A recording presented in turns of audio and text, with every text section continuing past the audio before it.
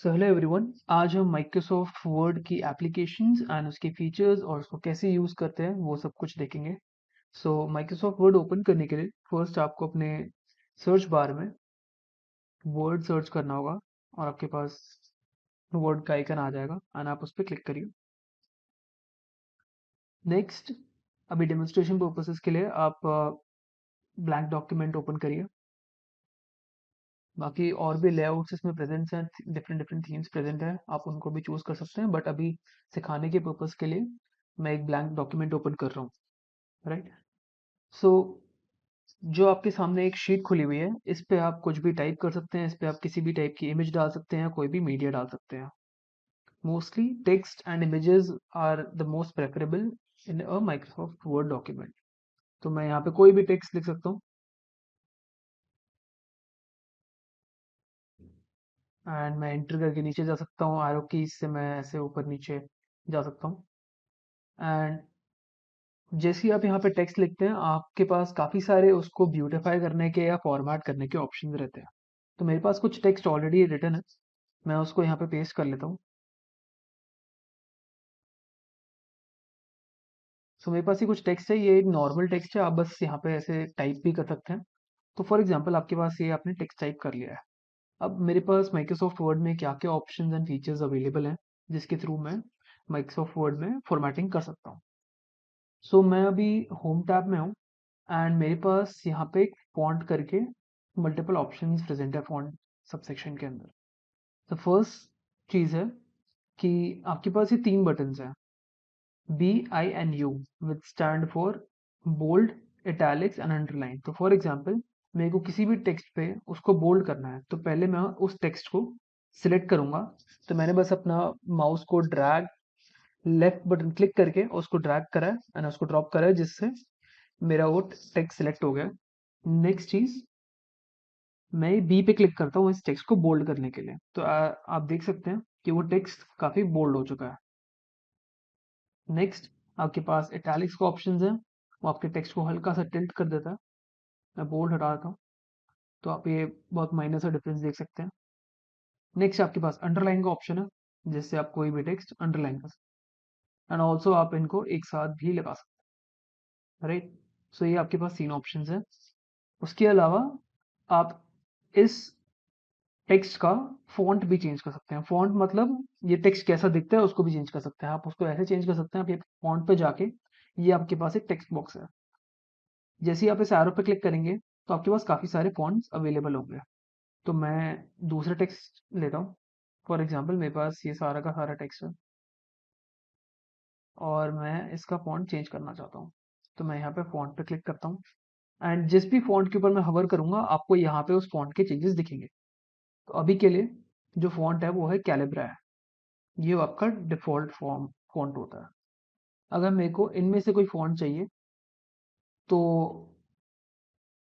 मैं यहाँ पे देख सकता हूँ कि मैं जैसी एरियल ब्लैक पे क्लिक करता हूँ तो मेरा फॉन्ट एरियल ब्लैक हो जाता है।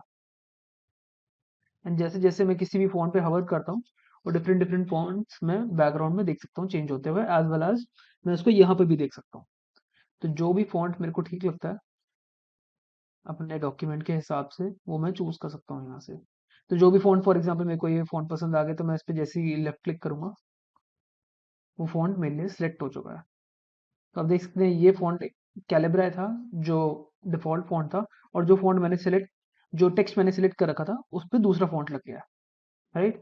और मैं अगेन यहाँ पे जाके वो फॉन्ट चेंज कर सकता हूँ। सो ये आपके पास फॉन्ट चेंज करने का ऑप्शन रहता है। नेक्स्ट, अब मैं दोबारा टेक्स्ट को सिलेक्ट कर लेता हूँ। मेरे पास फॉन्ट का साइज चेंज करने का ऑप्शन होता है कि यहाँ पे मैं कोई भी नंबर्स के हिसाब से वो फॉन्ट साइज चेंज कर सकता हूँ। जैसे ही मैं बड़ा नंबर चूज करता हूँ, मेरा फॉन्ट बड़ा होता रहता है। और मैं यहाँ से भी चूज कर सकता हूँ और मैं यहाँ पे नंबर भी लिख सकता हूँ। नेक्स्ट, आपके पास ये दो ऑप्शन हैं, ये भी फॉन्ट चेंज करने, सॉरी, आपके टेक्स्ट का साइज चेंज करने में हेल्प करता है। तो जब मैं लार्जर बड़े वाले ए पे क्लिक करता हूँ तो मेरा फॉन्ट बड़ा होता रहता है, जब मैं कोई छोटे वाले ए पे क्लिक करता हूँ तो फॉन्ट छोटा होता है। उसके साथ ही में आपके पास ये ऑप्शन है, जिसके अंदर आप जो upper case and lower case है आपके जो टेक्स्ट का, वो चेंज कर सकते हैं आप। तो मैं आपको एक एक करके लगा के दिखाता हूँ।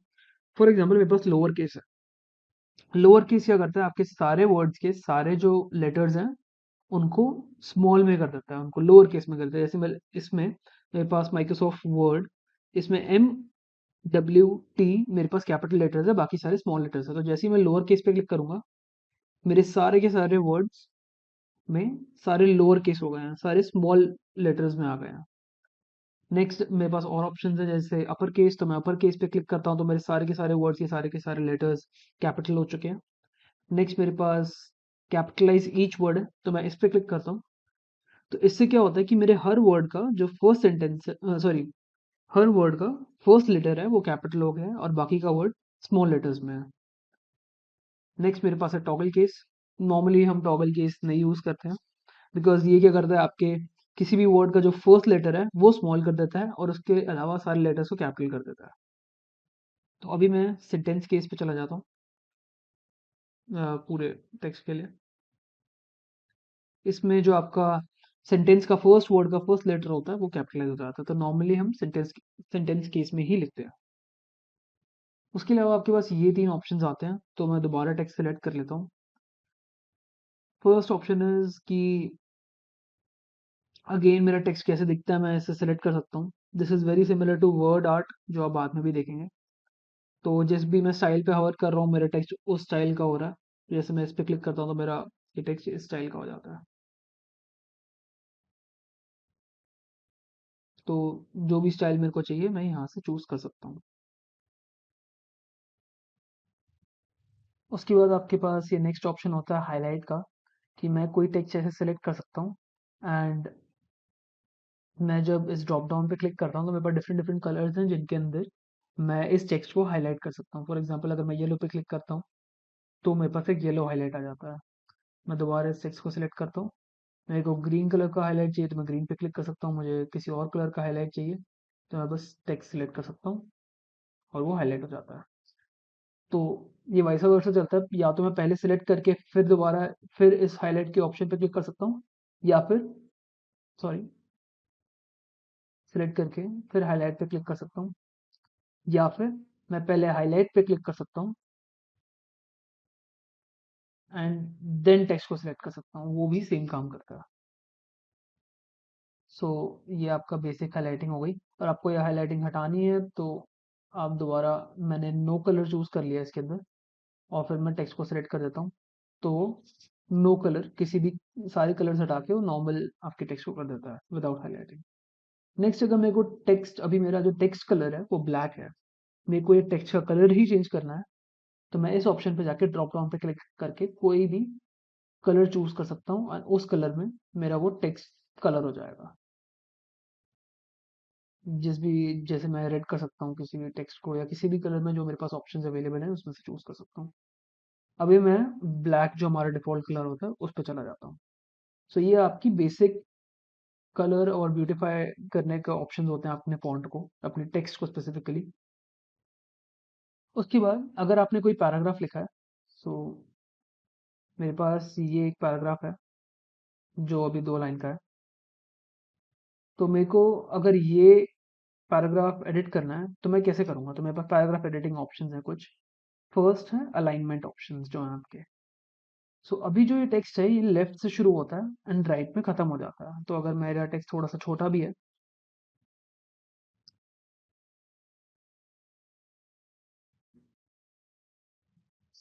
तो आप देख सकते हैं ये लेफ्ट से स्टार्ट होता है एंड राइट में खत्म हो जाता है। या तो मैं यहाँ से भी कर देता हूँ, तो राइट में हमेशा ये टेक्स्ट एंड होता है but it always starts from the left, ये हमेशा लेफ्ट से स्टार्ट होता है और लेफ्ट में हमेशा कंटिन्यू करता है ऐसे, क्योंकि ये लेफ्ट अलाइंड है।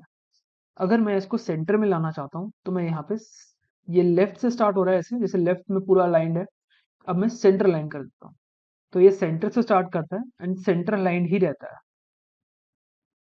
नेक्स्ट आपके पास राइट अलाइन है, जैसे आपके पास लेफ्ट में था अब ये राइट में अलाइन हो चुका है, लेफ्ट में अलाइनमेंट नहीं है। एंड लास्ट में आपके पास ऑप्शन होता है जस्टिफाई का। जस्टिफाई क्या करता है, आपके वर्ड्स के बीच में स्पेसिंग ऐसे सेट करता है कि लेफ्ट एंड राइट साइड पे दोनों में अलाइनमेंट बनी रहे। तो अगर मेरे पास मल्टीपल नंबर ऑफ लाइंस होती तो जस्टिफाई क्या करता है,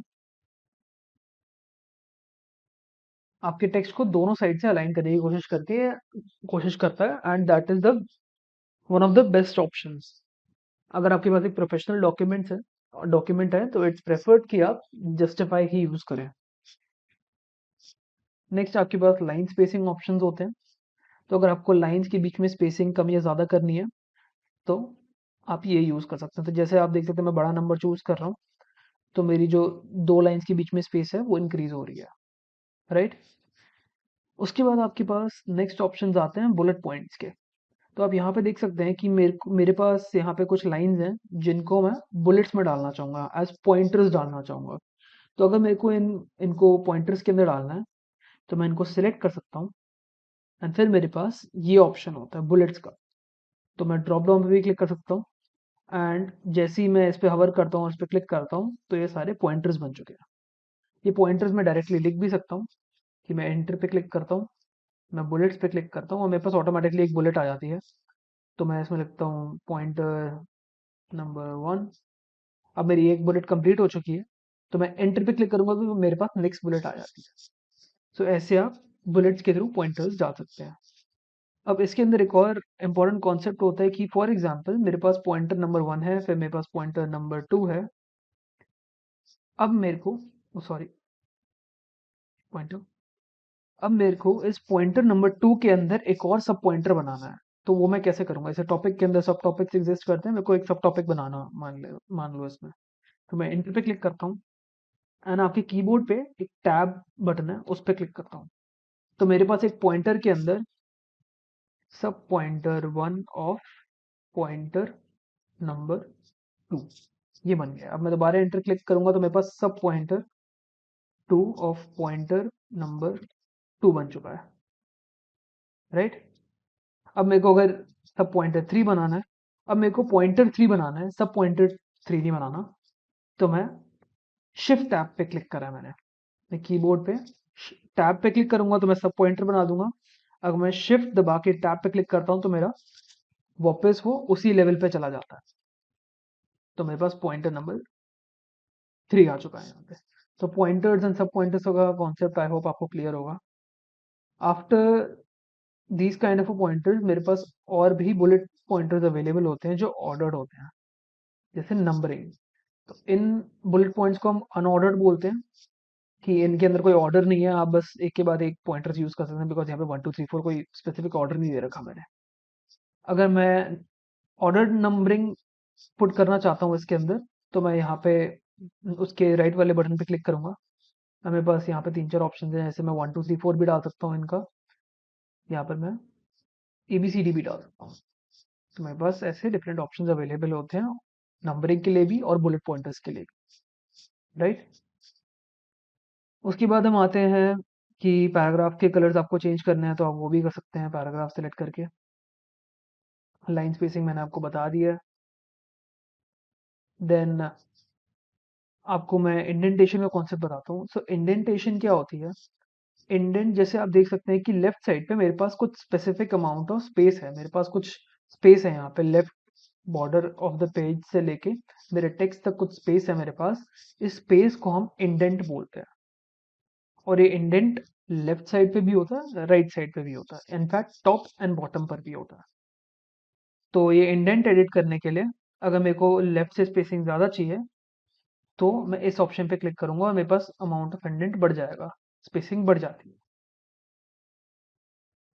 तो जैसे राइट की तरफ आ रहा है तो इंक्रीज इंडेंट, लेफ्ट की तरफ आ रहा है तो डिक्रीज इंडेंट।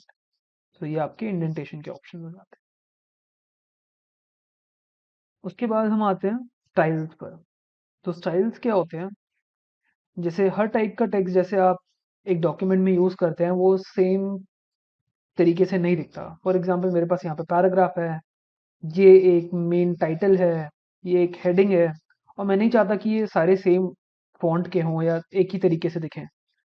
तो मैं उनमें उनको स्पेसिफाई कर सकता हूँ कि जैसे मेरे पास यहाँ पे एक टाइटल का स्टाइल है, तो मैं टाइटल पे क्लिक करता हूँ तो ये मेरा टाइटल बन चुका है। मेरे को इंट्रोडक्शन को अपना सब टाइटल बनाना है या फिर हेडिंग बनानी है, तो मैं हेडिंग पे क्लिक कर देता हूँ तो वो मेरी हेडिंग बन जाती है, राइट? और मेरे को अपना ये टेक्स्ट है उसको नॉर्मल कर देना है, तो मैंने उसको नॉर्मल पे क्लिक करके उसको नॉर्मल बना दिया। तो अब जैसे आप देख सकते हैं काफ़ी क्लियर है कि ये आपका टाइटल है, ये आपकी सब हेडिंग है, उसके अंदर ये पैराग्राफ्स हैं, ये सारे पॉइंटर्स हैं। तो ये स्टाइल से आप एडिट कर सकते हैं। तो यहाँ पे आपके पास काफ़ी सारे स्टाइल्स हैं हर चीज़ के लिए। जैसे आपकी हेडिंग 1 इस टाइप की होगी, हेडिंग 2 इस टाइप की होगी, सब टाइटल इस टाइप का होगा, टाइटल ऐसा दिखना चाहिए। तो ये जो स्टाइल्स हैं ये आपके स्पेसिफिक डिज़ाइन के, अगर आपके पास कुछ प्री डिफाइंड डिज़ाइन होता है जो आपका एक स्पेसिफिक वर्ड फाइल में यूज होता है, तो उस डिज़ाइन के अंदर ये स्टाइल एग्जिस्ट करते हैं। तो अभी जो मेरे बाय डिफ़ॉल्ट डिज़ाइन सेलेक्ट हो रखा है ये उसके स्टाइल्स है। ठीक है। तो अब आपके पास नेक्स्ट एडिटिंग के ऑप्शंस आते हैं। तो फॉर एग्जांपल अगर आपके पास एक बहुत बड़ी सी वर्ड फाइल है, अब आपको उसके अंदर कुछ स्पेसिफिक वर्ड्स चूज करने हैं। जैसे अगर मेरे को देखना है कि इस पूरे के पूरे डॉक्यूमेंट में मैंने वर्ड पॉइंटर कितनी बार यूज कर रखा है और कहाँ कहाँ यूज कर रखा है, तो मैं फाइंड पे क्लिक करूंगा और पॉइंटर पे क्लिक करके जैसे ही मैंने पॉइंटर लिखा यहाँ पे, मेरे पास उस पॉइंटर वर्ड की सारी यूसेज आ जाती है कि मैंने कहाँ कहाँ उसको यूज कर रखा है और वो यहाँ पे हाईलाइट हो चुका है। तो फॉर एग्जाम्पल मैंने कहीं पे कोई स्पेलिंग मिस्टेक कर रखी है जो मैंने हर जगह रिपीट कर रखी है, तो मैं वो स्पेलिंग मिस्टेक यहाँ पे लिख सकता हूँ और वो हर जगह आ जाएगा। एंड स्पेलिंग मिस्टेक्स ठीक करने का मेरे पास एक और मेथड है जो मैं बाद में डिस्कस करूंगा, but this is just an example. इसके बाद हमारे पास ऑप्शंस होते हैं रिप्लेस के। तो अगर मेरे को जो मेरा पॉइंटर करके वर्ड है उसको मुझे रिप्लेस करना है बुलेट से, तो जहाँ जहाँ पॉइंटर लिखा हुआ है मैं उसको बुलेट से रिप्लेस कर दूंगा। तो मैं रिप्लेस पे क्लिक करता हूँ, वो वर्ड हाईलाइट होता है और मैं रिप्लेस पे क्लिक कर देता हूँ। तो जो वर्ड हाईलाइट हो रखा था उसको मैंने पॉइंटर से बुलेट में कन्वर्ट कर दिया है। अगर मेरे को ये सारे के सारे अक्रेंसेस के लिए करना है तो मैं रिप्लेस ऑल कर देता हूँ, वो हर जगह चेंज हो चुका है। तो आप देख सकते हैं कि यहाँ पर भी मेरे पास एक सब पॉइंटर था, वो सब बुलेट बन गया है। तो मेरे को तो सिर्फ वर्ड पॉइंटर चेंज करना था। तो वही एक डिसएडवांटेज रहता है रिप्लेस ऑल को चूज करने का। अगर मैं रिप्लेस ऑल कर देता हूँ फिर वो कभी कभार अनएक्सपेक्टेड जगहों पर भी आपके लिए चेंजेस कर देता है। तो इट्स बेटर कि आप एक एक अकरेंस देख के उन वर्ड्स को रिप्लेस करें। ठीक है। तो ये आपकी फंक्शनैलिटीज रहती है होम टैब की। एक और इम्पॉर्टेंट फंक्शनैलिटी ये रहती है फॉर्मेट पेंटर। फॉर्मेट पेंटर एक बहुत यूजफुल टूल रहता है जब आपके पास ऐसे डिफरेंट डिफरेंट टेक्स्ट है जिसको आपने डिफरेंट डिफरेंट तरीके से फॉर्मेट कर रखा है। तो जैसे मैंने कुछ वर्ड्स को यहाँ पे बोल्ड कर रखा है एंड मैंने उनमें 14 फॉन्ट लगा रखा है और मैंने इनके अंदर कुछ स्पेसिफिक डिफरेंट फॉन्ट चूज कर रखा है एंड मैंने कुछ पैराग्राफ्स बाद मेरे पास कुछ और टेक्स्ट है जिसपे मैं सेम फॉर्मेटिंग लगाना चाहता हूँ जो यहाँ पे लगी हुई है। तो हर बार ये मेरे लिए बहुत ही मुश्किल टास्क रहता है कि इसके अंदर जो फॉर्मेटिंग है वो मैं यहाँ पर भी सिलेक्ट करूँ, फिर वो सेम फॉर्मेटिंग यहाँ पे लगाने की कोशिश करूँ और हो सकता है मैं कुछ मिस भी कर दूँ या फिर कुछ गलत हो जाए।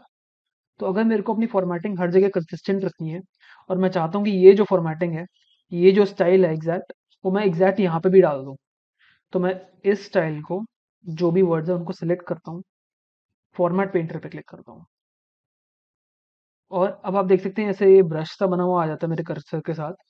अब इसको मैं सिलेक्ट करके कोई भी जो भी टेक्स्ट अब मैं इसके बाद सिलेक्ट करूंगा और जैसे ही मैं अपने माउस क्लिक को छोड़ूंगा मेरे पास एग्जैक्ट सेम फॉर्मेटिंग उस टेक्स्ट पे आ जाती है। तो ये एक बहुत इंपॉर्टेंट टूल रहता है फॉर्मेट पेंटर को यूज़ करना।